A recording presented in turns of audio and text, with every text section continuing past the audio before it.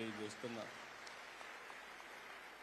ఒక నీతి నిజాయితీ ఓసారి అనిపిస్తుంది. నిన్నే గవర్నర్ అయ్యాడు అశోక్ గజపతిరాజు గారు. ఆయన ఫైనాన్స్ మినిస్టర్గా ఉండేవాడు. నేను ఫస్ట్ డెలిగేషన్లో ఆయన తీసుకుని ఇక్కడికి వచ్చాను. ఆయనకు సిగరెట్లు తాగడం సరదా, తాగతానే ఉండేవాడు సిగరెట్లు.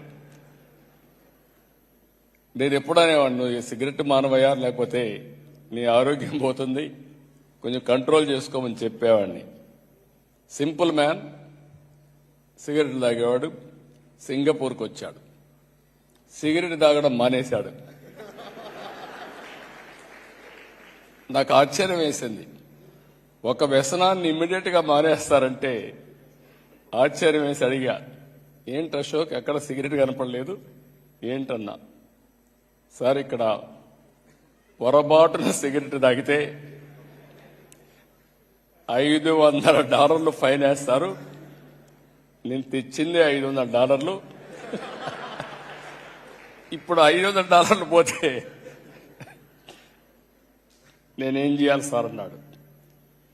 That is the power of Singapore.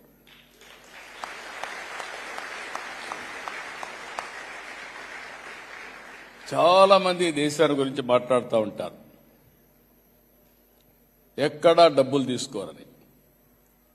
నేను 4-5 సార్లు ట్రై చేశాను, తీసుకోరా నిజమేనా అని. డ్రైవర్ని అడిగాను, టిప్పు తీసుకోవాను. సార్ తీసుకోమన్నాడు. ఏంటన్నా, అలవాటు లేదు సార్, ఇక్కడ తీసుకుంటే కరెక్ట్ కాదు, మీరు తీసుకోమన్నాడు. నేను అడిగాను, ఏంటా ఎవరు డబ్బులు తీసుకోరా అన్నాను.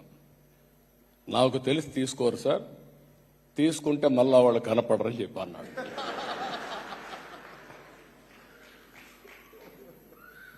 అంటే ఇవన్నీ చూసిన తర్వాత నాకు అడ్మిరేషన్ పెరిగింది. నేను ఇక్కడికి వచ్చేవాడిని, లీ కువాన్ యూ గారిని కలిసేవాడిని. నేను ఒకరోజు తెల్లవారితో నిద్రలేసి ఎక్కడ చూసినా కాగితం కనపడేది కాదు.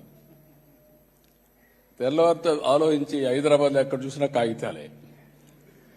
అది చూసిన తర్వాత నాకు అనిపించింది, మనం కూడా ఇలాంటి ప్రాక్టీస్ చేయాలని. ఎట్లా చేస్తున్నారంటే, రాత్రి బయలుదేరి రాత్రంతా మొత్తం ఊరంతా తిరిగి